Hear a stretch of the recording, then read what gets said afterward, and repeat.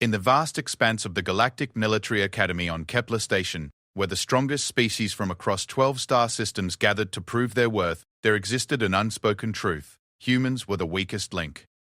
Their fragile bones, limited lifespans, and primitive technology made them objects of ridicule among the towering Krillian warriors, the lightning-fast Zephyrian scouts, and the intellectually superior Mixari strategists. But sometimes, the universe has a sense of humor. Sometimes, the smallest pebble can bring down the mightiest mountain. Sometimes, a single human with a battered rifle and an impossible dream can rewrite everything the galaxy thought it knew about warfare, precision, and the terrifying potential that lies dormant within humanity's seemingly fragile frame. This is the story of Lieutenant Sarah Chen, the human they called the Charity Case, and how she turned their laughter into stunned silence, with nothing but iron sights, steady hands, and a kind of determination that only comes from a species that crawled out of the mud to touch the stars. What they didn't know was that Earth's greatest weapon had never been technology. It had always been its people. Lieutenant Sarah Chen stood at the equipment checkout counter of the Galactic Military Academy, her worn duffel bag slung over one shoulder as she surveyed the array of advanced weaponry displayed behind reinforced transparent aluminum.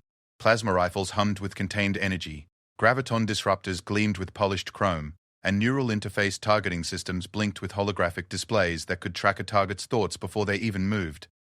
She pointed to a dusty corner, where an ancient projectile rifle sat forgotten among the relics. "I'll take that one," she said quietly. The Zephyrian quartermaster, his crystalline features shifting through spectrums of disbelief, followed her pointing finger. His compound eyes widened as they focused on the primitive weapon. "The kinetic projectile launcher?" "Human. That artifact belongs in a museum, not on a battlefield." Sarah's jaw tightened, but her voice remained steady. "It's what I trained with. It's what I know." Behind her, a group of Krillian cadets erupted in their species equivalent of laughter, a sound like grinding stone mixed with rushing wind. Vexthor, their pack leader, stepped forward on legs thick as tree trunks. His scarred exoskeleton bore the marks of a dozen combat victories, and his forearms crossed in a gesture of dismissive superiority. "The human wants to play soldier with her ancestor's stick," Vexthor rumbled, his voice carrying the authority of someone who had never known defeat. "How charming. Perhaps next she will request rocks to throw at the enemy." The Zephyrian quartermaster's features continued shifting, displaying what Sarah had learned was amusement mixed with pity. "Human Chen, the advanced targeting systems available today can guarantee accuracy within 0.001 degrees at ranges exceeding 50 kilometers. Your chosen weapon has effective range limitations of perhaps 2 kilometers, requires manual calculations for trajectory, wind compensation, and atmospheric pressure variations. The logic pathway is incomplete. The human brain is incomplete," added Thisasandra, an Exari whose silver skin rippled with embedded computational nodes. Her species had evolved beyond the need for physical weapons, preferring to direct battlefield drones through pure thought. Their neural processing speed ranks 47th among galactic species. Their reaction times are glacial. Their sensory input capabilities are severely limited, yet they persist in these primitive methodologies. Sarah felt heat rise in her cheeks but forced herself to remain calm. She had heard variations of this speech for 3 months since arriving at the Academy. Earth had only recently been inducted into the Galactic Council, and humanity's membership was viewed by most as a political gesture rather than recognition of any actual military capability. Humans were too slow, too weak, too short-lived to matter in the cosmic scale of warfare. "The rifle, please," Sarah repeated to the quartermaster. The Zephyrian's features cycled through several colors of reluctance before settling on resigned acceptance. He gestured to an automated retrieval system that lifted the rifle from its dusty shelf. Sarah hefted the weapon, feeling its familiar weight, running her fingers along the worn wooden stock that had been crafted from an oak tree that had grown in the soil of Earth. Every scratch and dent told a story, and this particular rifle had served 5 generations of her family. "Sentimental attachment to inefficient tools," observed Thisandra, her silver features rippling with patterns that indicated scientific curiosity, a fascinating quirk of primitive species psychology. Vexthor's stone-grinding laugh echoed through the armory. "The instructors should be informed that the human requires remedial training. Perhaps basic lessons in how modern warfare functions. We cannot have dead weight during the practical examinations." "The weapon requires ammunition," the quartermaster noted, retrieving a small container of brass cartridges. "These are replicated based on historical specifications. Please note that Academy regulations require all projectiles to be fitted with non-lethal impact dampers for training exercises. Sarah nodded and signed for the equipment, ignoring the continued chuckling from the assembled alien cadets. She had grown accustomed to being the subject of their entertainment. Earth's military had sent 12 candidates to the Galactic Military Academy, but she was the only one who had insisted on using traditional human weaponry. The others had adapted to alien technology quickly, eager to prove that humanity could evolve beyond its limitations. But Sarah remembered her grandfather's words, "Master your tool, and your tool will master your enemies." The Academy's main training facility sprawled across 3 square kilometers of Kepler Station's military sector. Holographic terrain generators could replicate any environment from across the galaxy, from the methane swamps of Borlox Prime to the crystalline canyons of the Nexari homeworld. Today's exercise was set to mirror the broken urban landscapes where most modern conflicts played out. A maze of collapsed buildings, shifting debris fields, and multiple elevation levels that challenged even the most advanced targeting systems.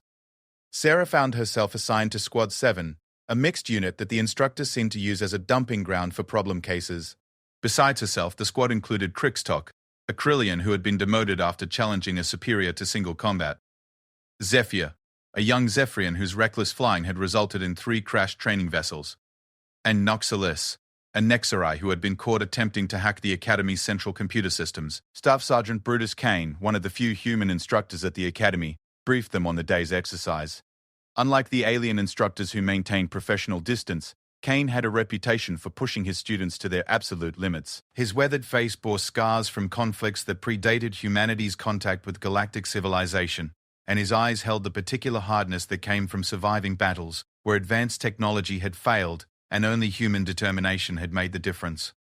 "Today's scenario is urban pacification," Kane announced, his voice carrying across the briefing room. "Command has received reports of sniper activity in Grid Reference 7, Alpha. Your mission is to locate and neutralize the threats while minimizing collateral damage to civilian infrastructure. You have 4 hours." The exercise began at dawn, with squads deploying into the holographic cityscape from various entry points. Sarah watched through her rifle's iron sights as other teams moved through the terrain with fluid efficiency. Krillian heavy weapons specialists demolished obstacles with casual contempt for subtlety. Zephyrian scouts flickered through the air like deadly butterflies, their energy weapons creating brilliant flashes as they eliminated holographic enemies. Nexari commanders orchestrated complex multi-vector assaults using swarms of automated drones. Squad 7's approach was notably different. Crixtok, despite his disciplinary issues, possessed the tactical acumen that made Krillian such formidable warriors. He studied the terrain with the patience of a predator, identifying choke points and potential ambush sites with an eye that had been honed by millions of years of evolution as apex predators. Zephyr's reckless reputation masked a natural talent for reconnaissance. His species' ability to perceive electromagnetic spectrums beyond normal visual ranges allowed him to spot energy signatures and heat traces that others missed. Noxalis, though academically disgraced, possessed computational abilities that could process battlefield variables at superhuman speeds. Her neural implants might have been restricted after her hacking incident, but her natural intelligence remained formidable. And Sarah brought something that none of them initially understood: patience. While other squads rushed toward their objectives, Squad 7 moved with deliberate care. Sarah's human training had emphasized the importance of observation, of understanding the environment before committing to action. She lay prone on a rubble-strewn rooftop, studying the holographic cityscape through her rifle scope, noting patterns of movement and identifying potential sniper nests. "Human Chen," Crixtok's voice crackled through their communication system. "The other squads have already engaged multiple targets. We are falling behind in the scoring system." "Let them rush," Sarah replied, adjusting her position to get a better view of a distant building. "Snipers don't reveal themselves to impatient prey." Through her scope, she watched as Squad 3, composed entirely of elite Krillian shock troopers, advanced on what their sensors had identified as a high-probability sniper position. Their confidence was evident in their body language as they approached the building, weapons ready, coordination flawless. The holographic sniper waited until they were perfectly positioned before opening fire. Advanced plasma rounds punched through their energy shields like paper, eliminating 3 members of Squad 3 in less than 2 seconds. The remaining members scattered for cover, but the damage was done. Their aggressive approach had walked them into a perfectly laid trap. "Fascinating," Noxalis observed, her silver features rippling with calculation. "The training program's artificial intelligence has been designed to punish standard galactic military doctrine." This suggests that conventional tactics may be insufficient for current-generation asymmetric warfare scenarios. Sarah continued scanning the horizon. Her grandfather had taught her to think like her quarry, to understand the mind behind the weapon. Snipers chose positions based on psychology as much as tactical advantage. They needed clear fields of fire, but they also needed escape routes. They wanted to inspire fear, which meant targeting high-value or symbolic opponents. "There," she whispered, focusing her scope on a partially collapsed tower 800 meters away. "Third floor, eastern window." "He's been watching Squad 3's approach for the last 10 minutes. "How can you possibly determine that from such distance?" Zephyr asked, his voice carrying genuine curiosity rather than mockery. "My enhanced visual spectrum capabilities detect no energy signatures or thermal anomalies." "He's not using energy weapons," Sarah explained, her voice steady as she made minute adjustments to her rifle. "Look at the pattern of attacks. No energy signatures, no heat blooms, no electromagnetic interference. He's using kinetic projectiles, just like me." She began the calculations that her grandfather had drilled into her since childhood. Wind speed and direction, estimated from the movement of debris in the air. Distance to target, measured by the scope's ranging system. Atmospheric pressure, humidity, temperature gradients. Variables that advanced targeting systems handled automatically, but that human snipers had to account for manually. The computations required for accurate ballistic trajectory at that range exceed human neural processing capabilities by several orders of magnitude. Cassandra's voice came over the general communication channel. Her squad was positioned in a building complex 200 meters to Sarah's left, and she had apparently been monitoring Squad 7's communications. The human is experiencing tactical delusion brought on by stress-induced cognitive failure. Sarah ignored the commentary and continued her preparations. The holographic sniper had just eliminated 2 members of Squad 5, confirming her read on his position. Other squads were beginning to converge on the tower, but their approaches were chaotic, desperate. They had been reduced to reactive tactics, responding to threats rather than anticipating them. "Chen." Krickstock's voice carried new respect. "If you have identified the target, we should coordinate a multi-vector assault." "My heavy weapons can breach the building's structural integrity while Zephyr provides aerial reconnaissance and Noxalis coordinates our sensor arrays." "No," Sarah said softly, her breathing slowing as she entered the mental state her grandfather had called the quiet place. "Give me 60 seconds. The rifle felt like an extension of her body as she settled into position. 800 meters was well beyond the range where most human snipers would attempt precision shots, but Sarah had grown up hunting in the mountains of Montana, where long-range accuracy meant the difference between feeding her family and going hungry. She had learned to read wind patterns in the way grass bent, to judge distance by the clarity of details, to time her shots to the rhythm of her own heartbeat. Through her scope, she could see the sniper clearly now, a holographic representation of a Nexari marksman using what appeared to be a railgun system. His position was tactically sound, with excellent fields of fire and multiple escape routes. Any conventional assault would cost lives and time. Sarah's finger found the trigger as her breathing settled into the pattern her grandfather had taught her. In for 4 counts, hold for 4, out for 4. At the bottom of her exhale, in the moment between heartbeats when her body was perfectly still, she squeezed. The rifle's report echoed across the training ground, a primitive sound among the high-tech hum of energy weapons and graviton disruptors. The brass cartridge ejected with a metallic ping, landing among the rubble with a tiny chime that seemed impossibly loud in the sudden silence. 800 meters away, the holographic sniper jerked backward as the simulated round struck center mass, his weapon tumbling from the window as his program registered a clean kill. The training ground's communication channels erupted in confused chatter. Multiple squads confirmed the elimination, but none of them had been in position to make the shot. The trajectory analysis showed that the round had come from a position that most species considered beyond effective range for kinetic weapons. "Impossible!" Cassandra's voice cut through the noise.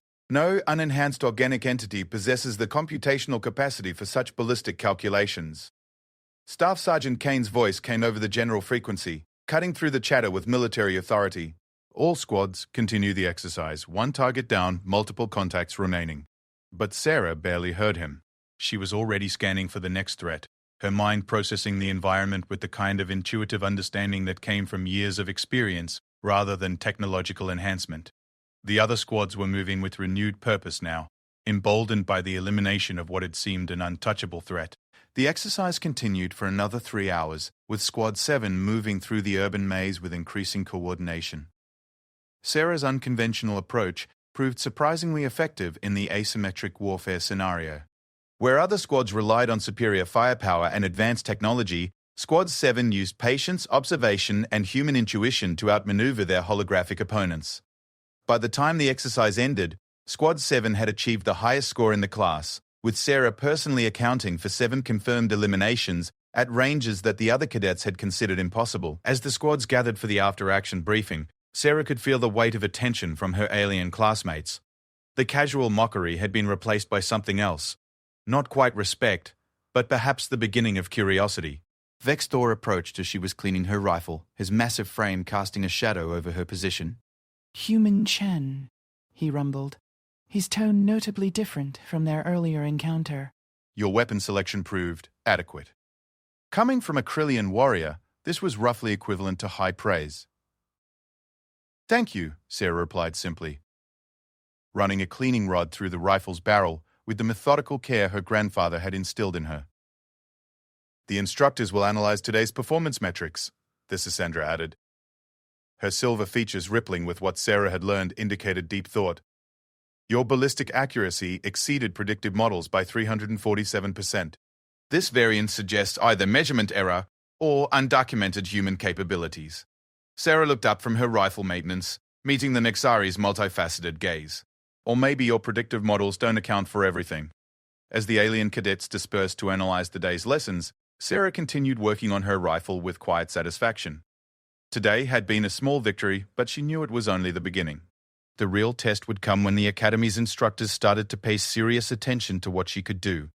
What she didn't notice was Staff Sergeant Kane watching from the observation deck above, his weathered face wearing an expression of grim satisfaction. He had seen that kind of shooting before, in conflicts where human determination had made the difference between victory and extinction.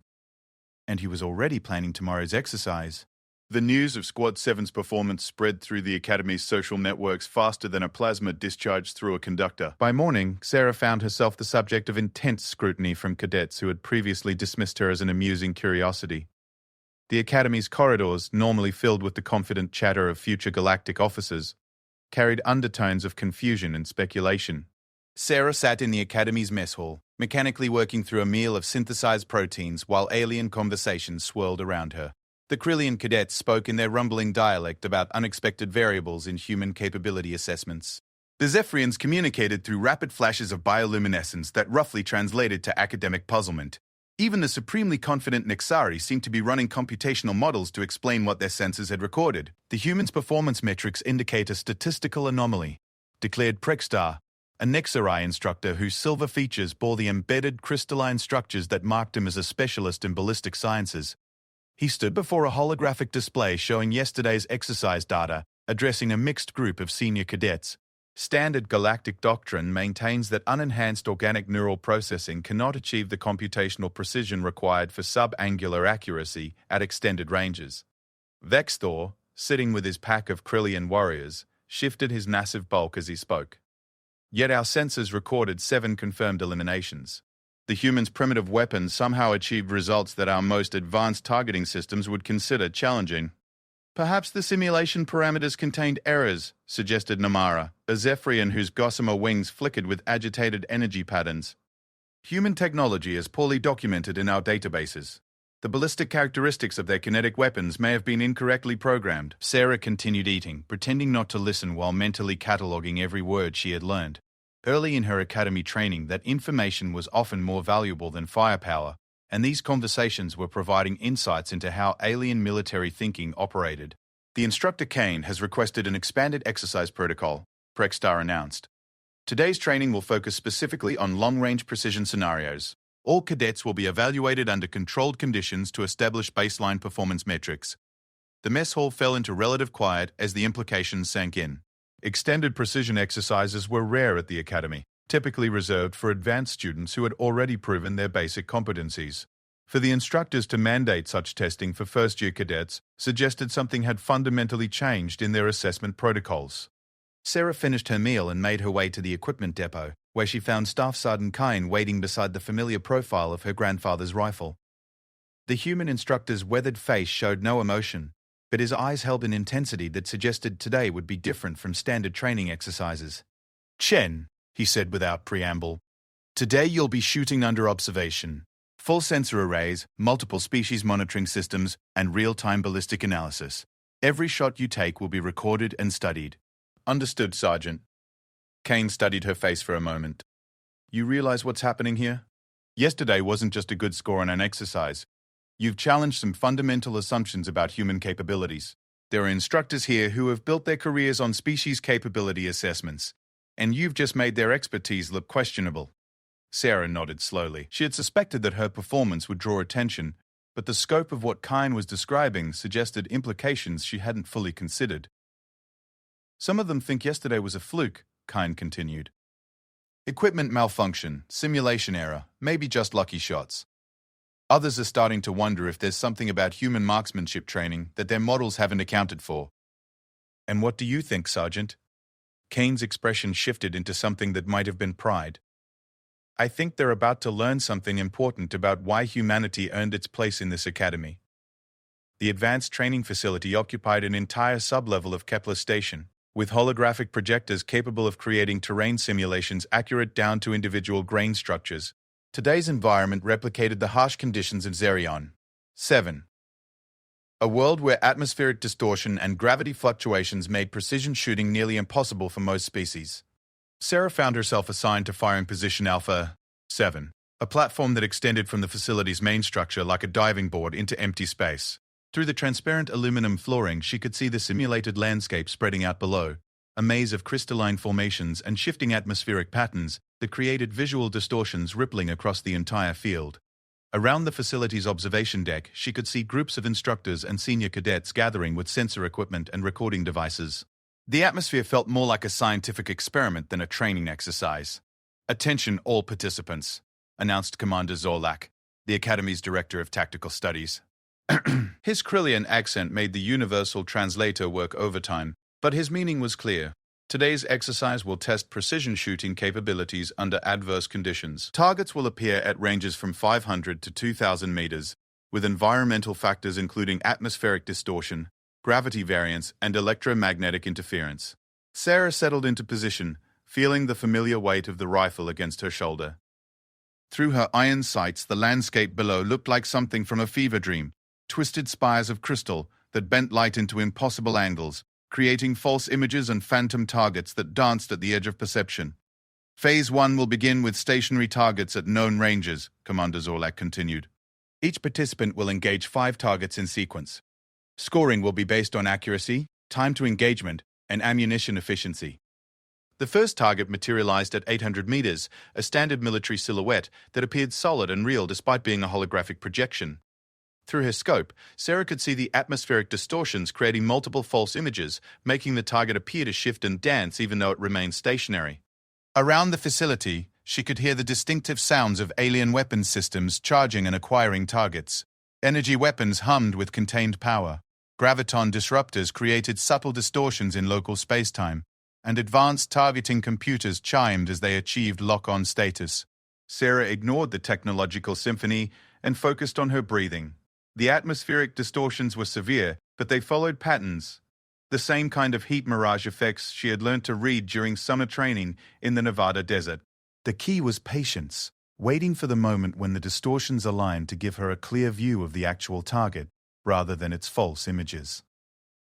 The first shot rang out from somewhere to her left.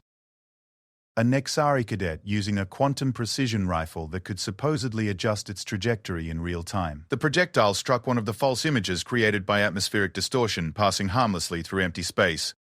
More shots followed as other cadets engaged their targets. Energy weapons painted brilliant streaks across the simulated landscape. Graviton pulses created visible distortions in the air, and plasma bolts left trails of superheated atmosphere in their wake. Most missed, victims of the environmental conditions that made conventional targeting systems unreliable.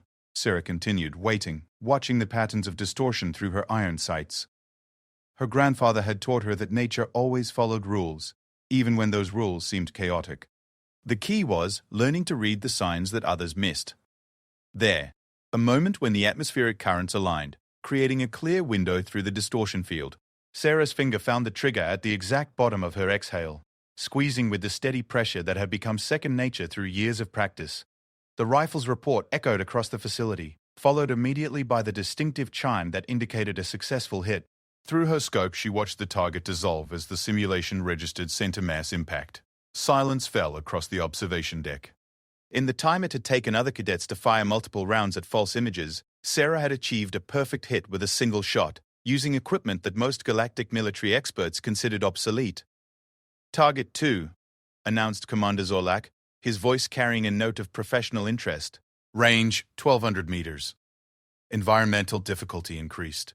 The second target appeared in a location where multiple atmospheric distortion layers created a maze of false images. Sarah counted at least 7 phantom targets dancing around the real one, each appearing solid and legitimate to conventional senses. This time, several of the alien cadets achieved hits, their advanced systems eventually compensating for the environmental interference.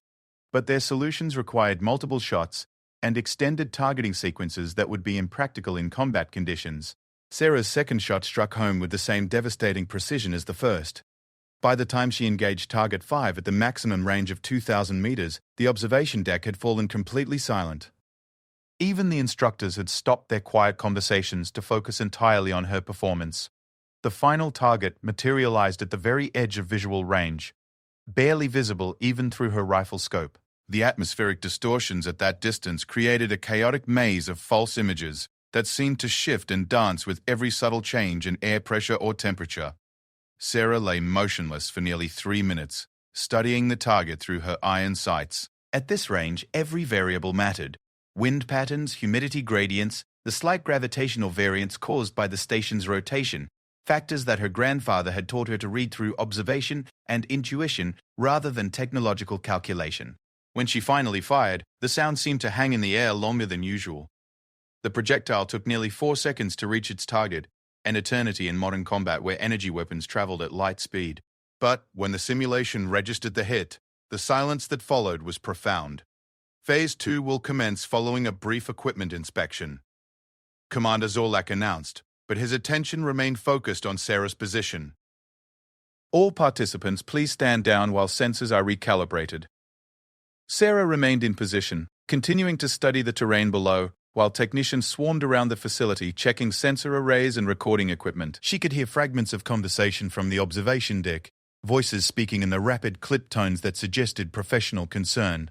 Ballistic trajectories confirm accuracy within 0.02 angular minutes. Atmospheric compensation calculations exceed organic neural capacity by factor of 12. Equipment inspection shows no targeting assistance, no computational enhancement. Thisandra materialized beside Sarah's firing position with the fluid grace characteristic of her species.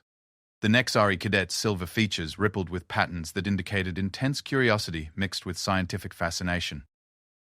"Human Chen," she said, her voice carrying formal respect rather than the dismissive tone Sarah had grown accustomed to. "Your performance methodology appears to contradict established models of organic computational limitations. Would you be willing to explain your targeting process for academic analysis?" Sarah looked up from her rifle, meeting Thissandra's multifaceted gaze. "I watch the wind. Elaborate, please." "Our sensors detect no electromagnetic emanations from your optical equipment. You appear to be using purely visual observation methods to compensate for atmospheric variables that require complex mathematical modeling." "My grandfather taught me to read the signs," Sarah explained, gesturing toward the shimmering landscape below. "The way light bends through different air densities, how dust moves in thermal currents, where heat mirages form and fade. Nature tells you everything you need to know if you learn her language." Thysandra's features shifted through several patterns that Sarah recognized as deep contemplation. "You speak of environmental pattern recognition as if it were intuitive rather than computational. This suggests a form of organic processing that our models do not account for. Maybe your models are missing something important." "Indeed," Thisandra agreed. "This possibility requires further investigation." Phase 2 of the exercise introduced moving targets and time pressure. Holographic enemy units appeared at random intervals and locations, remaining visible for only seconds before disappearing. Conventional doctrine called for rapid engagement using high rate-of-fire weapons and probability-based targeting. Sarah's approach remained methodical. She studied the pattern of target appearances, noting that while the timing seemed random, the locations followed tactical logic. The simulation was based on actual combat scenarios, which meant the targets would appear in positions that offered tactical advantage to real enemies. When the first moving target appeared, Sprinting across an open area at 600 meters, Sarah tracked it smoothly and fired once. The target collapsed mid-stride as the simulation registered a clean hit. The pattern continued through 12 more targets. While other cadets fired bursts of automatic weapons or unleashed swarms of guided projectiles, Sarah maintained her deliberate approach. One target, one shot, one kill. By the end of Phase 2, her ammunition expenditure was the lowest in the class, while her accuracy rating was the highest. Phase 3 introduced the element that would prove most challenging for traditional marksman training: active countermeasures. The targets now employed electronic jamming, holographic decoys, and evasive movement patterns specifically designed to confuse advanced targeting systems. That jamming couldn't affect iron sights, and holographic decoys couldn't fool eyes that had learned to read the subtle differences between light reflection and solid matter. Sarah's performance remained constant while her classmates struggled with malfunctioning equipment and confused sensors. When the exercise finally concluded, Sarah found herself surrounded by a crowd of instructors and senior cadets. Their expressions ranged from professional curiosity to something approaching awe. Commander Zorlak approached with a data tablet displaying the day's results. "Cadet Chen," he rumbled, his Krillian accent making the words sound like a formal pronouncement. "Your performance today has achieved statistical significance in several categories that warrant further analysis." "Sir?" 100% accuracy across all phases. Minimum ammunition expenditure? Fastest target acquisition times despite using equipment that lacks computerized assistance. He paused, studying the data.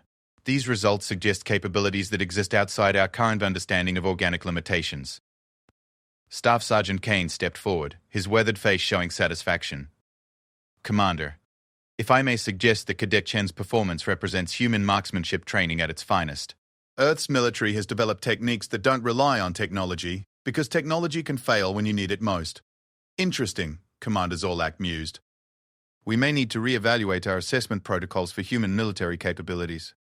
As the crowd began to disperse, Sarah noticed that the casual dismissal she had grown accustomed to had been replaced by something else: respectful distance, professional interest, perhaps even the beginning of genuine acceptance. But she also noticed something that concerned her: whispered conversations between instructors, data tablets being passed between species representatives, and the kind of intense scrutiny that suggested her performance had implications beyond simple academic curiosity. Tomorrow, she suspected, would bring new challenges, and she was right. The emergency assembly alarm pierced through the early morning quiet of Kepler Station like a blade through silk. Sarah rolled out of her bunk in the human quarters, muscle memory from years of military training taking over before her conscious mind fully engaged. Around her, the other human cadets moved with similar efficiency, decades of Earth's warrior tradition evident in their swift, coordinated response. But as they assembled in the Academy's main briefing hall, it became clear that this was no routine drill. The vast amphitheater buzzed with nervous energy as cadets from 12 different species filled the tiered seating. Holographic displays showed tactical readouts and star charts that Sarah didn't recognize, but the tense body language of the instructors suggested something significant had developed. Admiral Kethvar took the central podium, her Nexari features rippling with patterns that indicated extreme seriousness. As the Academy's commanding officer, she rarely addressed the full cadet body directly, preferring to delegate routine matters to her staff. Her presence here meant that whatever had triggered this assembly was anything but routine. "Cadets." Her voice carried the authority of someone who had commanded fleets across multiple star systems. "As of 234, 7 hours standard time, long-range sensors detected an incursion into the Kepler system by unidentified vessels. These ships do not match any known configuration in our databases, and they have not responded to standard communication protocols." The amphitheater fell into absolute silence. Sarah felt a chill run down her spine as the implications sank in. First contact with an unknown species was the kind of event that could reshape galactic civilization, but unresponsive ships approaching a military installation suggested hostile intent. Admiral Cathvar gestured to the holographic displays, which shifted to show long-range sensor readings of 3 vessels approaching from the outer system. Their configuration was indeed unlike anything in the galactic database: angular, predatory shapes that seemed designed for one purpose: war. "The vessels will reach Kepler Station in approximately 8 hours, the Admiral continued. "Standard defensive protocols have been activated, but our intelligence analysis suggests these ships possess technology that may exceed current galactic military capabilities." A Krillian senior cadet raised one massive arm. "Admiral, what are our orders regarding cadet deployment? Should we prepare for evacuation protocols?" Admiral Kethvar's features shifted through patterns that Sarah had learned indicated negative responses, mixed with grim determination. Evacuation is not an option. The nearest reinforcements are 12 hours away, and preliminary analysis suggests these vessels could overwhelm our standard defensive systems before help arrives.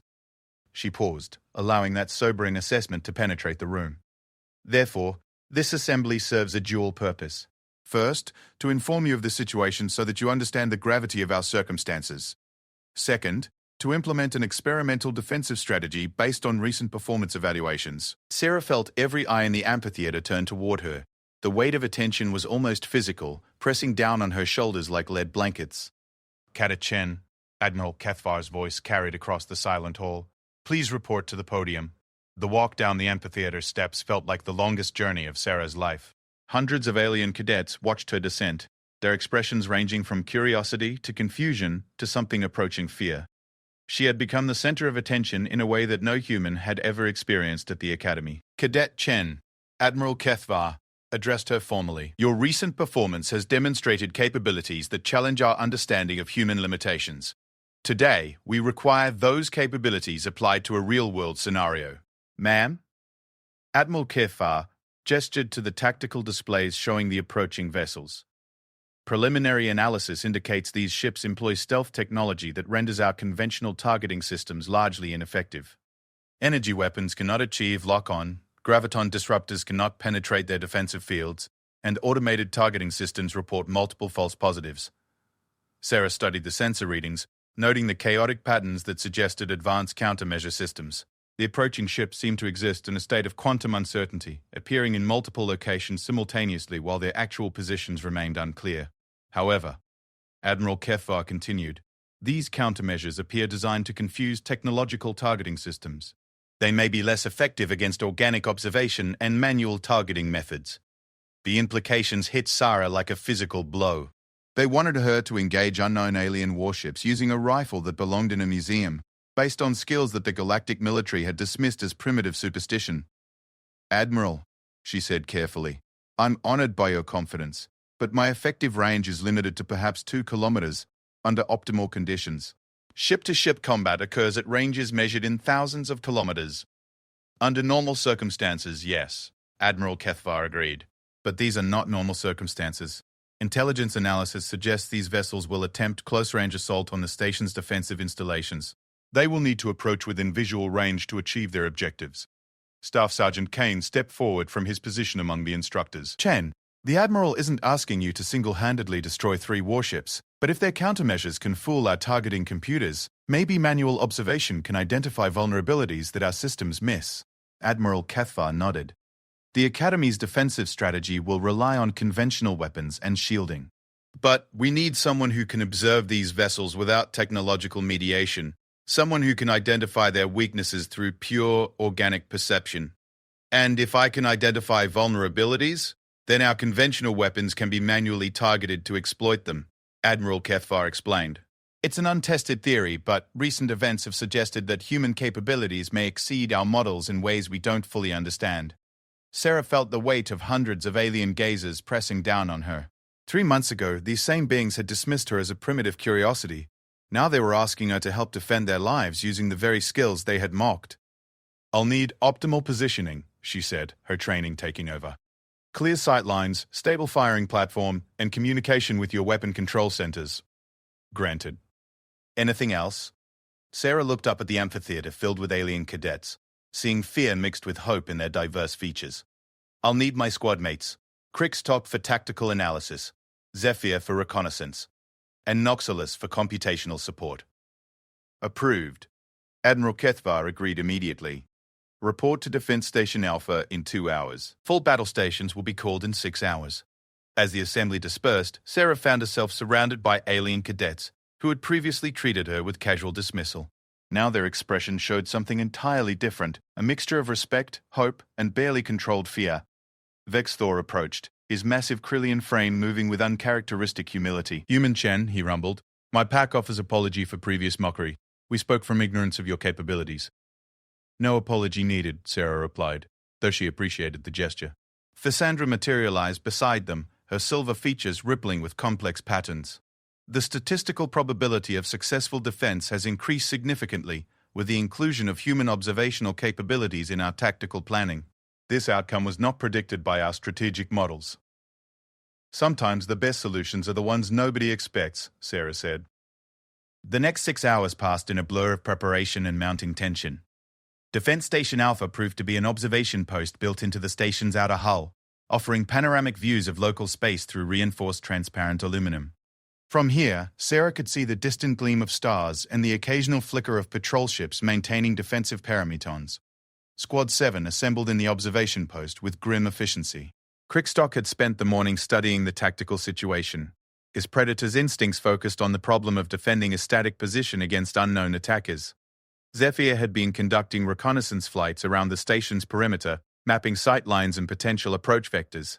Noxalis, despite her restricted computing access, had been analyzing the sensor data on the approaching vessels, looking for patterns that might reveal their capabilities. The tactical situation is disadvantageous, Crickstock reported, his voice carrying the authority of a born warrior. Unknown enemy capabilities, limited intelligence on their objectives, and defensive positioning that favors the attacker. In traditional Krylian warfare, we would prefer to meet such threats in open space, where superior mobility could compensate for unknown variables. Unfortunately, we don't have that option, Sarah replied, checking her rifle's condition for the 10th time. We hold the ground we're given. Zephyr's wings flickered with agitated patterns as he shared his reconnaissance findings. The station's defensive grid has gaps at coordinates 127 Mark 15 and 230 Mark 8. If the enemy possesses detailed intelligence on our installations, they will likely exploit these vulnerabilities. Noxalis rippled with computational patterns as she processed the available data. Analysis of the approaching vessels suggests technology that operates on principles unfamiliar to current galactic science. Their stealth capabilities appear to function by creating quantum uncertainty in their actual position. They exist in multiple probable locations simultaneously until direct observation collapses the probability wave. English, please, Sarah said. They are using advanced physics to confuse our senses, Noxalis clarified. But the uncertainty field may collapse if observed by organic eyes, rather than technological senses. Your visual targeting might see them clearly, while our computers cannot. 6 hours after the emergency assembly, the battle station's alarm echoed through Kepler Station with the finality of a funeral bell. Through the observation post's viewing ports, Sarah could see the running lights of the station's defensive platforms powering up, energy weapon arrays swiveling toward the outer system, and shield generators creating shimmering barriers around critical installations. Contact, reported the communications system. 3 unknown vessels at 50,000 kilometers and closing. Estimated time to weapons range 18 minutes. Sarah settled into position behind her rifle, adjusting the scope for maximum magnification while her squad mates took up supporting positions around the observation post. Through the transparent aluminum, space looked deceptively peaceful, a star-scattered void that gave no hint of the approaching threat. 15,000 kilometers. The communications system updated. Vessels maintaining stealth protocols, targeting computers unable to achieve lock. Where? 10,000 kilometers from me. Enemy vessels fluctuating. Sensor readings inconclusive. Sarah peered through her rifle scope, scanning the starfield for any sign of the approaching ships. At first, she saw nothing but the familiar patterns of distant suns and navigation beacons. But as she continued watching, something caught her attention. A subtle distortion in the starfield, like looking at the bottom of a swimming pool. 5,000 kilometers. All defensive systems charged and ready. There, Sarah whispered, focusing on the distortion. As she watched, the quantum uncertainty field that confused the station's sensors began to collapse under direct organic observation. The approaching vessel materialized like a predator emerging from camouflage, its angular hull reflecting starlight in ways that suggested armor designed for warfare. I can see the lead ship, she reported through the communication system, bearing 15 Mark 127, range approximately 4,000 kilometers. Confirmed. Admiral Cuthvar's voice responded immediately. Defensive batteries unable to acquire target. Sarah continued observing, noting details that the station's sensors couldn't detect.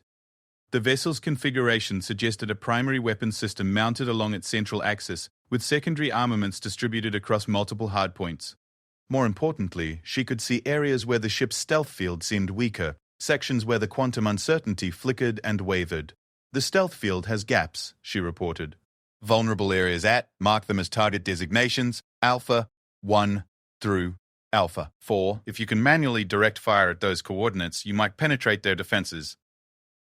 Roger. Uploading targeting data to defensive grid.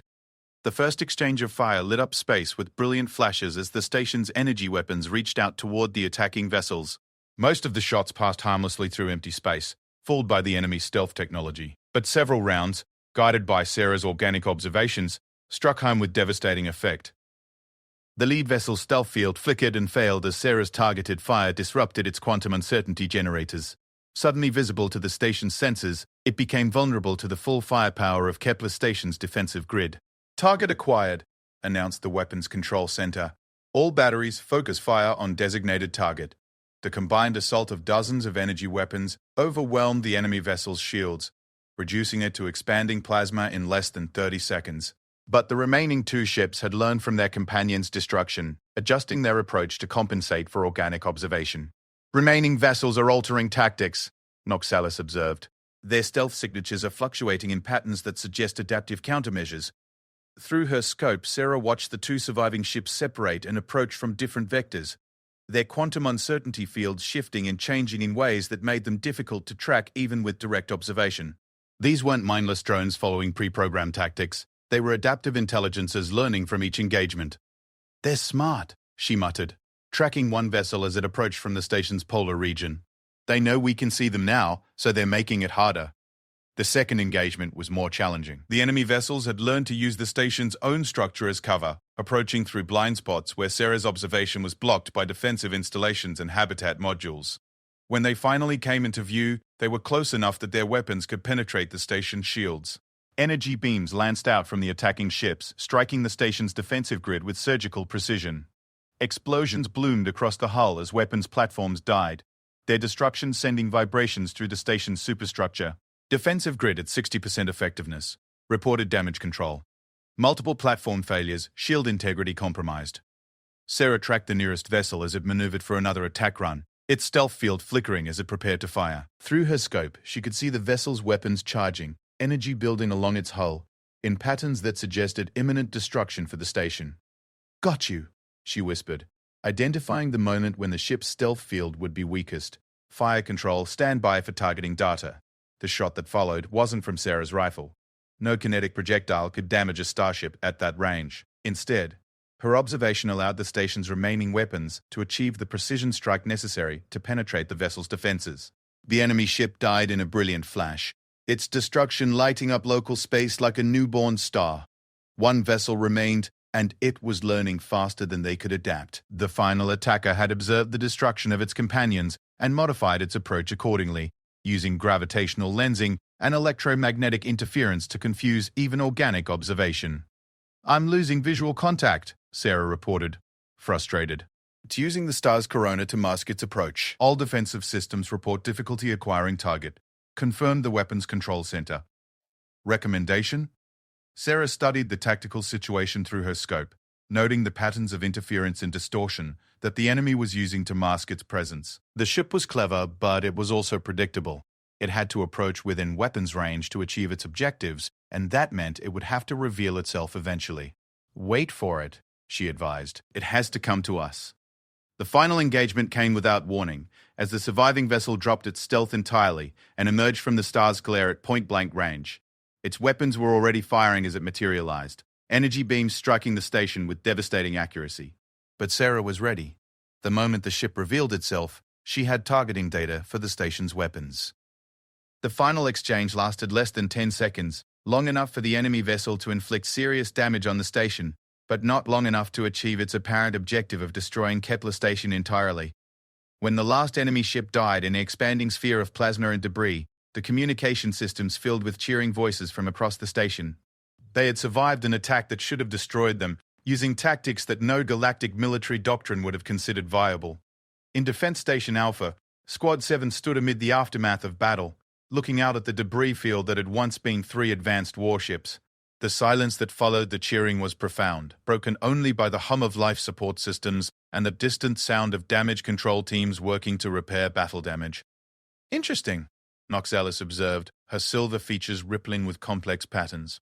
The engagement demonstrates that organic observation possesses capabilities that technological systems cannot replicate. This finding will require significant revision of galactic military doctrine. More immediately, Crickstock added pragmatically, it demonstrates that human capabilities have been significantly underestimated by current assessment protocols. Zephyr's wings flickered with patterns that Sarah had learned indicated respect mixed with gratitude. The human skills proved decisive in defending the station. Without organic observation, the enemy's stealth technology would have rendered our defensive systems ineffective. Sarah looked out at the debris field, feeling the weight of what had just occurred. They had survived, but the implications extended far beyond this single engagement. Somewhere in the galaxy there were species with technology advanced enough to challenge galactic military supremacy, and somehow humanity's most primitive skills had proved crucial in meeting that challenge. Chen, Staff Sergeant Kane's voice came over the communication system. Report to the Admiral's briefing room. Looks like your war is just getting started. The Admiral's briefing room felt different now than it had during Sarah's initial Academy interviews. The same polished surfaces reflected the same ambient lighting. The same holographic displays showed tactical readouts and star charts, but the atmosphere had changed fundamentally. Where once she had been a curiosity, an oddity to be studied and categorized, now she sat at the central briefing table, while senior officers from 12 species hung on her every word. Admiral Kethvar's Nexari features rippled with patterns that indicated intense focus as she reviewed the battle damage reports. Preliminary casualty count, 47 personnel lost, primarily in the outer defensive grid. Structural damage to 6 major installations, but life support and critical systems remain functional. She paused, looking directly at Sarah. Without the tactical advantage provided by organic observation, our models indicate casualty rates would have exceeded 80%, with probable loss of the station itself. The weight of that statement settled over the briefing room like a heavy blanket. 47 beings had died defending Kepler Station, but without Sarah's intervention, hundreds more would have perished. General Vorthak, the Krillian commander responsible for system defense, spoke with the measured tones of a career military officer. Intelligence analysis of the debris field has produced disturbing findings. The attacking vessels employed technology that exceeds known galactic capabilities by significant margins. He gestured to holographic displays showing reconstructed images of the enemy ships, quantum stealth systems, adaptive armor that learns from each attack, weapons that phase shift through conventional defensive barriers. These were not random raiders or pirates. They represent a coordinated military threat operating at a technological level that challenges galactic supremacy. Commander Thyrol, the Zephyrian intelligence specialist, added her analysis with the rapid-fire precision characteristic of her species. Communication intercepts during the engagement suggest these vessels were conducting reconnaissance rather than attempting station destruction. They were testing our defensive capabilities and gathering intelligence on galactic military responses. Sarah felt a chill run down her spine. You're saying this was just a probe? That appears to be correct, Admiral Kethvar confirmed. Which means we can expect follow-up engagements with larger forces employing countermeasures designed specifically to neutralize the tactics that proved effective today. The implications were staggering. Sarah had helped defend against a reconnaissance force, and their success had likely revealed capabilities that the enemy would work to counter in future engagements. The galaxy faced a threat that learned and adapted, one that possessed technology advanced enough to challenge every major species simultaneously. There is another concern, General Vorthak continued. Analysis of the enemy attack patterns suggests detailed intelligence on our defensive installations, communication protocols, and tactical doctrines. This was not a random assault. They knew exactly what they were attacking and how our forces would respond. Inside intelligence? Sarah asked. Possibly. Or surveillance technology that exceeds our detection capabilities. Admiral Kethvar's features shifted through patterns that indicated deep concern. Either possibility suggests a threat that has been studying galactic civilization for some time before revealing itself. Dr. Nexus Prime, the Academy's chief of xenobiology and tactical analysis, materialized in his customary position near the holographic displays. His Nexari features bore the crystalline implants that marked him as a specialist in species capability assessment. The engagement has produced data that requires fundamental revision of our understanding of human military potential. He gestured to tactical readouts showing Sarah's performance during the battle. Organic observation proved capable of penetrating stealth technology that defeated our most advanced sensor arrays. Manual targeting achieved precision that exceeded automated systems by orders of magnitude. These results contradict established models of human neural processing limitations. Sarah shifted uncomfortably under the intense scrutiny. I just applied the training my grandfather gave me. Nothing more complicated than that. But that training represents capabilities that our assessment protocols failed to identify. Dr. Nexus Prime continued. Human marksmanship techniques appear to operate on principles that our understanding of organic neural processing cannot explain. Admiral Kethvar leaned forward. Dr. Prime, what are the implications for galactic defense strategy? Significant, he replied immediately. If human capabilities exceed our models, it's possible that other species possess undocumented abilities that could prove crucial in asymmetric warfare. The enemy demonstrated technology that defeated conventional defenses, but organic observation proved effective where technology failed. General Vorthak's stone-grinding voice carried new respect as he addressed Sarah directly. Cadet Chen, we need to understand the scope of human capabilities. Are your skills representative of standard human military training, or do they represent exceptional individual ability? Sarah considered the question carefully.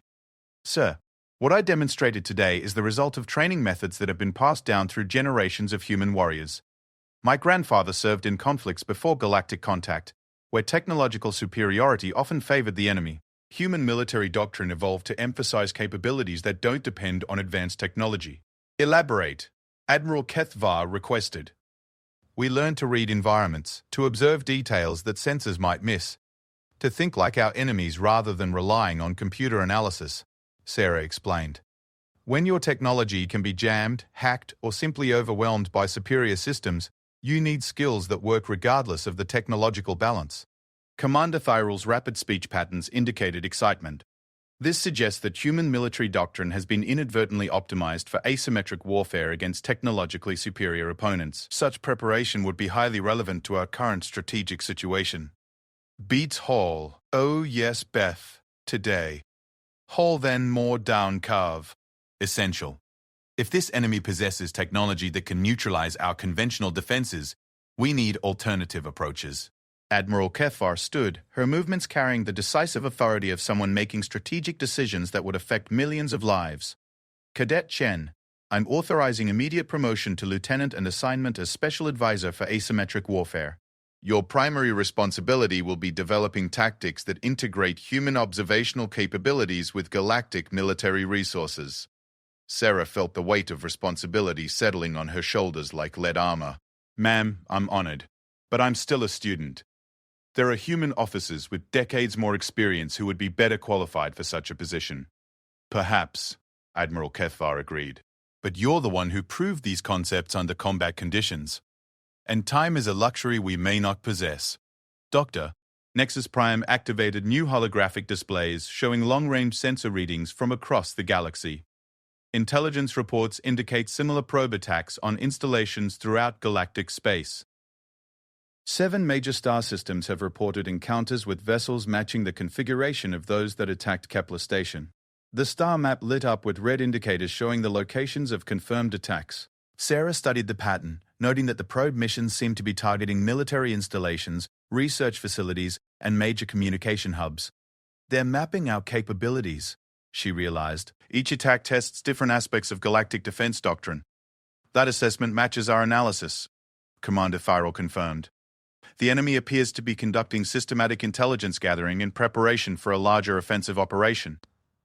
General Vorthak's features showed the grim satisfaction of a warrior who had identified his enemy's strategy. Classic preparation for invasion. Identify defensive capabilities. Test response times. Analyze tactical doctrines. And locate critical vulnerabilities. How long do we have? Sarah asked. Admiral Kethvar consulted data tablets displaying strategic projections. Unknown. The probe attacks suggest a methodical approach that prioritizes intelligence over speed.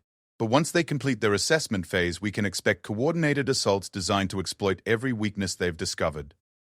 Then we need to give them false information, Sarah said, her mind racing through the implications.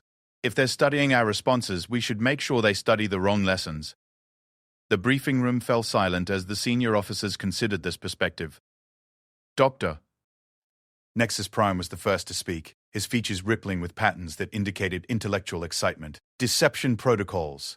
he mused. Allow the enemy to observe defensive responses that appear standard but conceal capabilities they haven't detected. Human military doctrine includes extensive training in deception and misdirection. Sarah added, if the enemy is studying our responses, we can control what they learn. Admiral Kethvar's features showed approval. Lieutenant Chen, your first assignment is to develop training protocols that integrate human observational methods with conventional galactic military units. We need to disseminate these capabilities as widely as possible. Understood, ma'am. I'll need access to human military archives and permission to contact Earth's training command. Granted, Admiral Kethvar replied immediately. Whatever resources you require. General Vorthak leaned forward, his massive frame radiating the kind of focused attention that made Krillians such formidable warriors. Lieutenant, there is another consideration. The enemy probe attacks have been precise, suggesting detailed intelligence on our installations and capabilities. But they showed no specific preparation for human observational techniques. Sarah nodded slowly. Because they don't know those capabilities exist. Human contact with galactic civilization is recent enough that our military methods aren't well documented in standard databases, which gives us a temporary advantage, Admiral Kethvar concluded. But only if we can develop and deploy countermeasures before they adapt to what they learn today. Commander Thyrell's rapid speech patterns indicated urgency. Time analysis suggests the probe phase will conclude within 60 to 90 standard days. After that, we can expect coordinated assault operations employing countermeasures designed to neutralize every defensive capability they observed. 60 days to revolutionize galactic military doctrine, Dr. Didge, Nexus Prime observed. An interesting challenge. Admiral Kethvar stood, her posture indicating that the briefing was concluding. Ladies, gentlemen, and beings, we face a threat that exceeds anything in recorded galactic history. Conventional responses have proven inadequate. We must be prepared to embrace unconventional solutions. She looked directly at Sarah. Lieutenant Chen, you've proven that human capabilities can make the difference between victory and extinction. Now we need to scale those capabilities across our entire defense structure. As the senior officers dispersed to begin implementation of their new strategic initiatives, Sarah remained in the briefing room, studying the tactical displays and trying to process the magnitude of what had just occurred. 3 days ago, she had been a cadet whose greatest concern was passing her final examinations. Now she bore responsibility for developing tactics that might determine the survival of galactic civilization. Staff Sergeant Kine approached, his weathered face showing the kind of pride that came from watching a student exceed every expectation. Hell of a promotion ceremony, Lieutenant. Sergeant, I'm not sure I'm qualified for this level of responsibility. Kane's expression showed understanding mixed with grim humor. Chen, nobody's qualified for this. That's what makes it interesting. He gestured to the tactical displays showing the enemy probe locations. But you've got something that all the advanced technology in the galaxy couldn't provide. The ability to see things that others miss. That's not a small advantage. It's also not enough to win a war against opponents with this level of technology. Maybe not, Kane agreed. But it's enough to start, and sometimes starting is the hardest part. As Sarah left the briefing room, she passed groups of alien cadets who had gathered in the corridors to discuss the day's events. Their conversation stopped as she approached, and she found herself the subject of respectful nods and formal acknowledgements, rather than the casual dismissal she had grown accustomed to. Vexthor approached with his pack of Krillian warriors, their massive forms moving with uncharacteristic humility. Lieutenant Chen, he rumbled, using her new rank with formal precision. My pack requests permission to train with human observational techniques. Granted, Sarah replied, though the idea of teaching Krillian predators how to hunt more effectively was somewhat intimidating. Thisandra materialized beside them, her silver features rippling with complex patterns. Lieutenant, the Nexari Council has authorized sharing of our computational resources for integration with human tactical methods. We believe the combination of organic observation and enhanced processing could produce superior results. I appreciate the offer. We'll definitely explore that possibility. As word of her promotion spread through the academy, Sarah found herself approached by cadets from every species represented at the institution. The mockery and dismissal had been replaced by something she found even more challenging: expectation. They were looking to her to solve problems that had defeated the combined intelligence of 12 advanced civilizations. They expected her to find solutions that existed outside the boundaries of conventional military thinking. And somewhere in the depths of space, an enemy with technology that challenged galactic supremacy was preparing for war based on intelligence gathered during probe attacks that had tested every aspect of conventional defense doctrine, except for the capabilities they hadn't known to test. Sarah spent the rest of the day in the Academy's communication center, establishing contact with Earth's military command and requesting access to training archives that had never been shared with galactic authorities. If she was going to revolutionize galactic military doctrine, she would need every lesson that humanity had learned during its long, violent climb from the mud of a single world to membership in a galactic community. As she worked through the night, developing training protocols and tactical modifications that might make the difference between survival and extinction, Sarah couldn't shake the feeling that she was racing against time measured in heartbeats rather than days. The enemy was learning. And soon they would return. The war room deep within Kepler Station hummed with activity that would have been impossible to imagine just 60 days ago. Holographic displays showed real-time tactical data from across the galaxy as the most diverse military force in recorded history prepared for an engagement that would determine the fate of civilized space. Lieutenant Sarah Chen stood before the central tactical display. No longer the uncertain cadet who had arrived at the Academy 4 months earlier. The weight of command had changed her in ways that went beyond the insignia on her uniform. Her eyes held the particular hardness that came from bearing responsibility for millions of lives, and her movements carried the decisive confidence of someone who had proven herself in combat that redefined the boundaries of warfare. Around her, the war room buzzed with controlled chaos as officers from 12 species coordinated defensive strategies that integrated technologies and tactics that had never been combined before. Krillian heavy weapons specialists worked alongside human snipers to develop firing solutions that combined brute force with surgical precision. Zephyrian scouts shared reconnaissance data with human pathfinders who had learned to read environmental signs that electronic sensors missed. Nexari computational specialists processed tactical variables alongside human analysts who relied on intuition and experience rather than mathematical models. Latest intelligence reports, announced Commander Thyrol, her Zephyrian features flickering with the rapid patterns that indicated urgent information. Long-range sensors detect massive enemy formations at the edge of 17 star systems. Fleet compositions suggest coordinated assault operations designed to overwhelm defensive positions through sheer numerical superiority. Admiral Kethvar studied the tactical projections with the focused attention of someone who had fought in conflicts across multiple star systems. Numbers? Conservative estimates suggest enemy forces outnumber galactic defense assets by ratios approaching 8-1, Thyrol replied. More concerning is intelligence indicating that the enemy has adapted their technology based on observations from the probe attacks. They appear to have developed countermeasures for conventional defensive systems. General Vorthak's massive Krillian frame radiated the grim satisfaction of a warrior who finally understood his enemy. Expected tactical adaptation. But have they adapted to capabilities they don't know exist? That, Admiral Kethvar said, looking directly at Sarah, is what we're about to discover. The past 60 days had transformed galactic military doctrine in ways that military historians would study for centuries. Sarah's integration protocols had taken human observational techniques and adapted them for species with radically different sensory capabilities and neural processing methods. Krillian hunters had learned to combine their natural predator instincts with human patience and environmental reading. Their ability to remain motionless for hours while observing their surroundings had proven devastatingly effective in identifying camouflage targets that electronic sensors couldn't detect. Zephyrian scouts had discovered that their natural ability to perceive electromagnetic spectrums could be enhanced by human techniques for pattern recognition and environmental analysis. They could now identify enemy stealth signatures by reading subtle distortions in background radiation that conventional sensors dismissed as random noise. Nexari computational specialists had learned that organic intuition could provide data that no mathematical model could generate.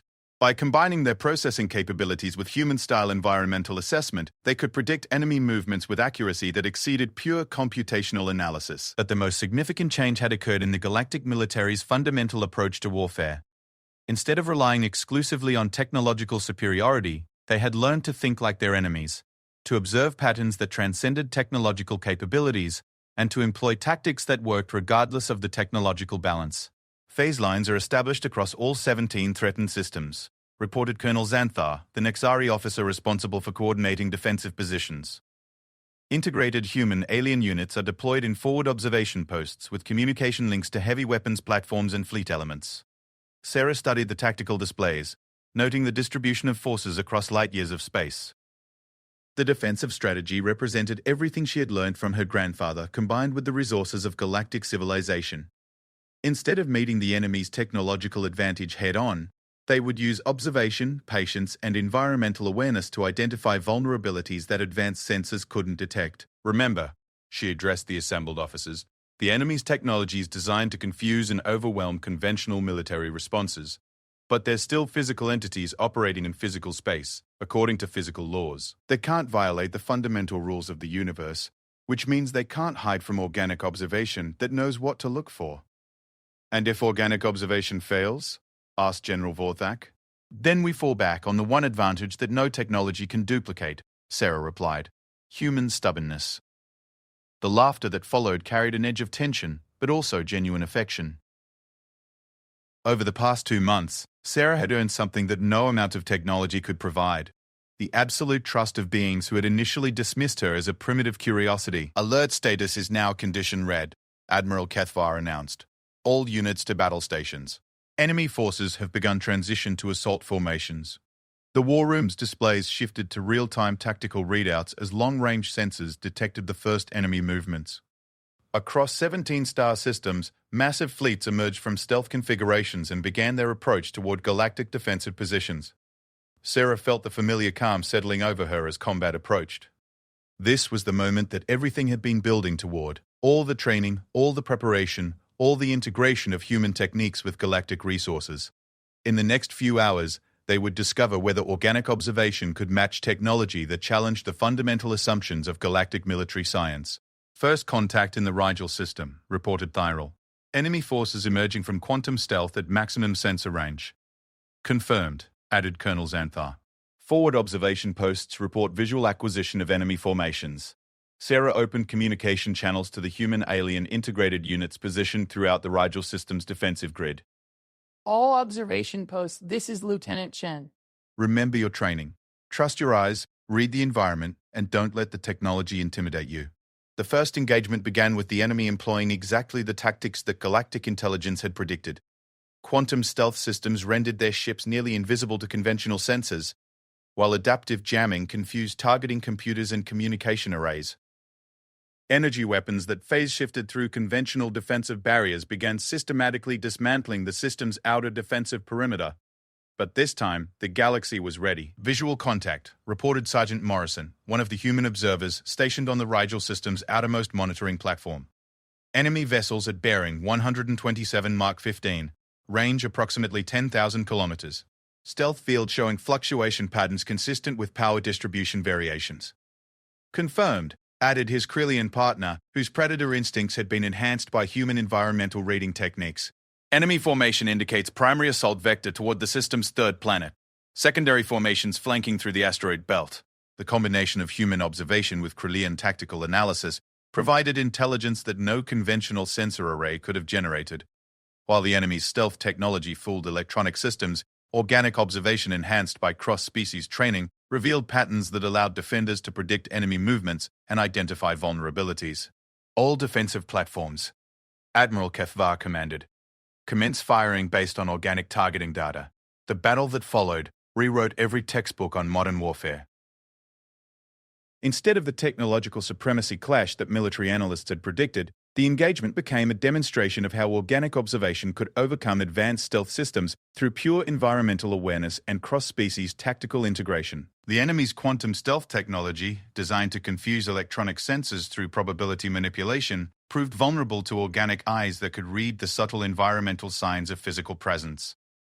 Their adaptive armor, capable of learning from energy weapon impacts, couldn't adapt to kinetic projectiles guided by observers who predicted movement through behavioral pattern analysis rather than computational modeling. Most importantly, their tactical doctrine, optimized for overwhelming technologically dependent opponents, proved inadequate against defenders who combined intuitive observation with patient tactical development.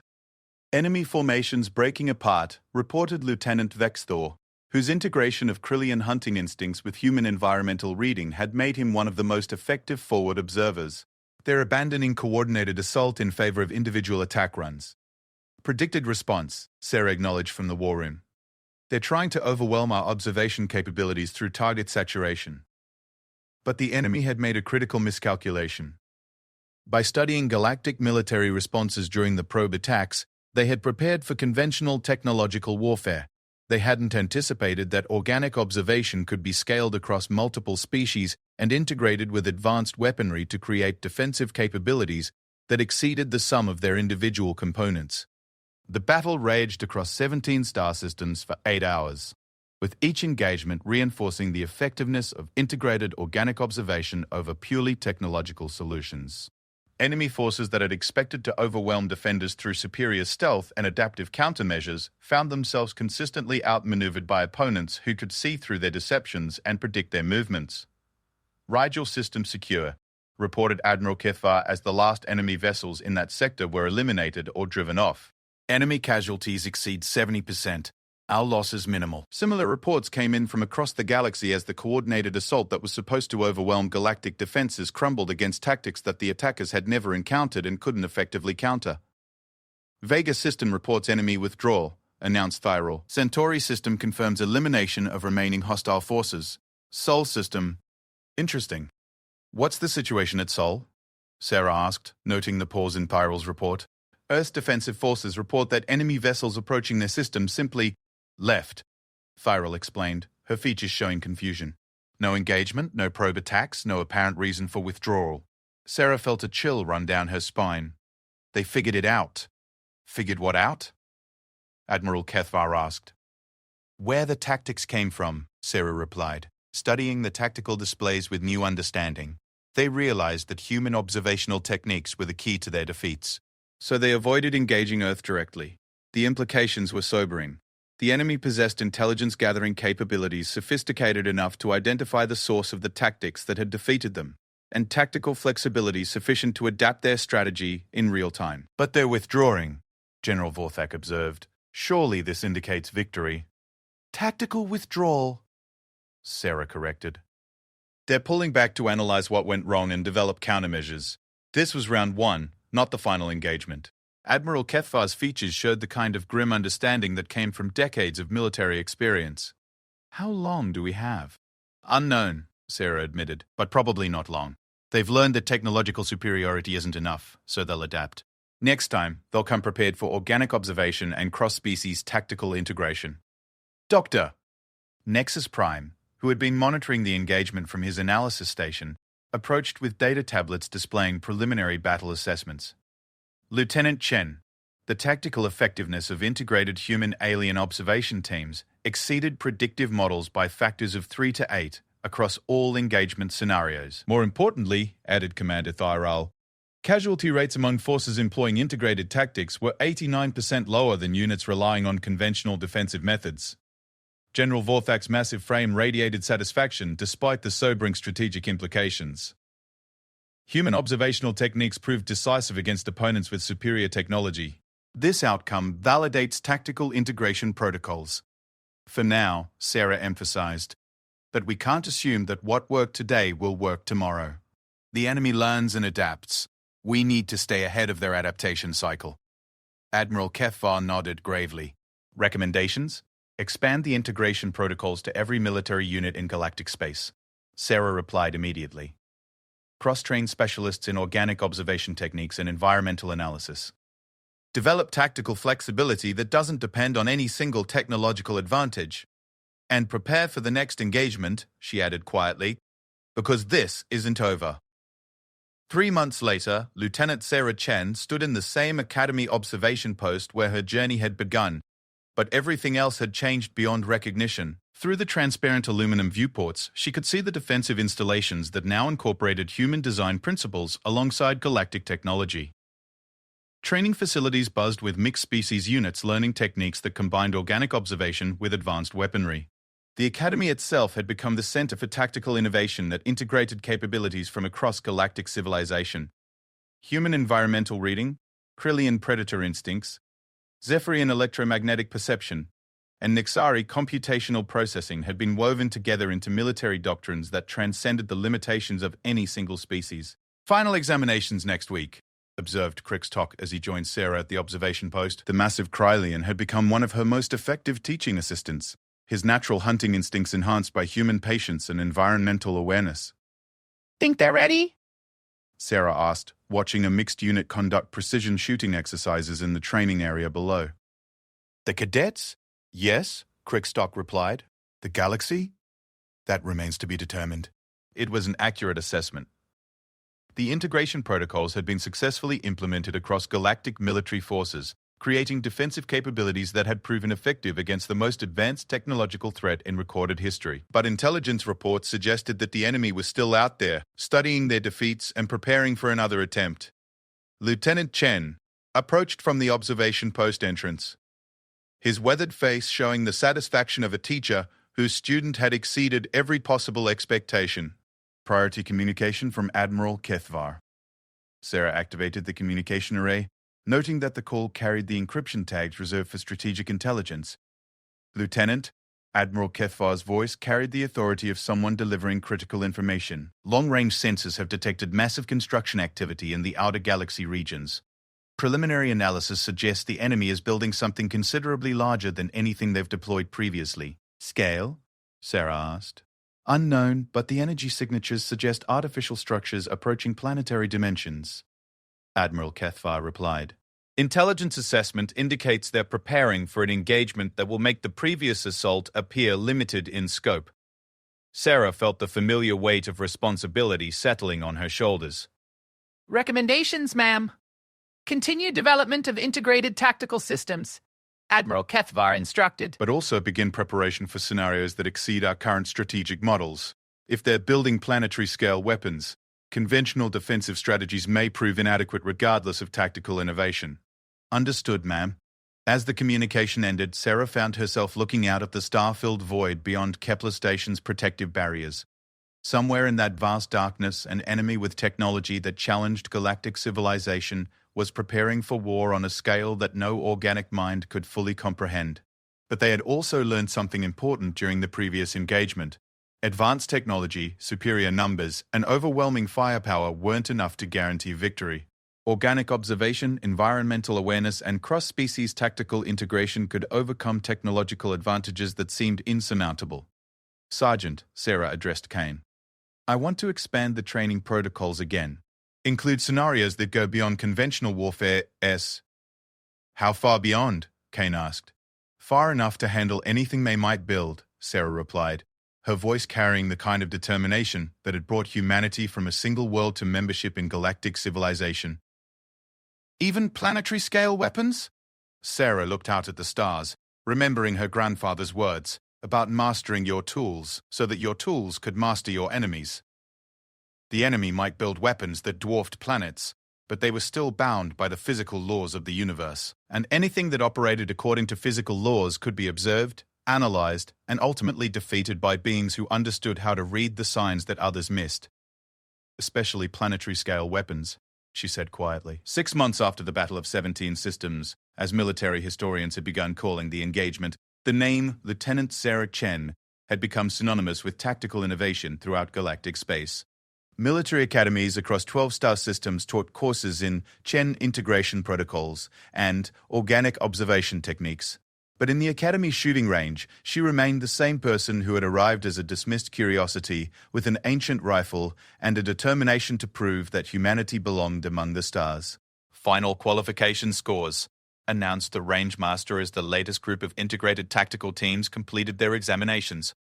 Mixed species units employing Chen protocols achieved average accuracy ratings of 97.3% under adverse conditions. Sarah nodded with satisfaction, but her attention was already focused on the next challenge. Intelligence reports continued to describe enemy construction activities that suggested preparations for warfare on an unprecedented scale. Lieutenant Phisandra approached with the fluid grace characteristic of her species. The Nexari cadet's silver features rippled with patterns that had become familiar over months of working together. Request for consultation on theoretical, tactical scenarios. What kind of scenarios? Defensive strategies against artificial constructs approaching stellar mass, Phisandra explained. A computational model suggests that conventional tactical approaches would prove inadequate against weapon systems of such magnitude. Sarah considered the implications. Stellar mass weapons would operate on scales that challenged every assumption about warfare, requiring tactical thinking that transcended conventional military doctrine. Interesting problem, she mused. But the same principles apply regardless of scale. Observe the environment, understand your enemy, find the vulnerabilities that technology misses. Even against weapons that could destroy star systems? Especially against weapons that could destroy star systems, Sarah replied, echoing her conversation with Kane months earlier. The bigger they build them, the more ways they can break. As the Academy's training day concluded and the various species retired to their quarters, Sarah remained in the shooting range, cleaning her grandfather's rifle with the methodical care that had become ritual. The weapon looked exactly the same as it had when she first arrived at the Academy, but its significance had changed beyond recognition. What had once been viewed as a primitive relic had become the symbol of tactical innovation that had saved galactic civilization. More importantly, it represented the principle that advanced technology, while powerful, was not the only path to military effectiveness. Still using the old rifle, observed Admiral Kethvar as she entered the range for her nightly inspection. Still works, Sarah replied simply. Admiral Kethvar studied the weapon with the respectful attention that had replaced her initial dismissal. Indeed it does. The galaxy owes a considerable debt to that rifle and the person who wields it. The galaxy owes its survival to everyone who learned that there's more than one way to fight a war, Sarah corrected. True, Admiral Kethvar agreed. But it took one person with an ancient rifle to teach us that lesson. As the Admiral left, Sarah continued working on her rifle maintenance, knowing that tomorrow would bring new challenges, new training scenarios, and continued preparation for whatever threat emerged from the outer galaxy's construction projects. The war wasn't over. The enemy was still out there, building weapons that could challenge the fundamental assumptions of galactic civilization. But the galaxy was no longer the same collection of species that had nearly fallen to technological superiority and overwhelming force. They had learned to see beyond their senses, to think beyond their computers, and to fight with capabilities that no technology could duplicate or counter. They had learned to fight like humans, and in the vast darkness between the stars, where unknown enemies prepared weapons of unimaginable power, that made all the difference. The rifle clicked as Sarah completed its assembly, the familiar sound echoing across the empty range like a promise. When the enemy returned with their planetary-scale weapons and stellar mass constructs, they would face defenders who had learned that the most primitive skills could overcome the most advanced technology. They would face a galaxy that had learned to aim true, and sometimes that was enough.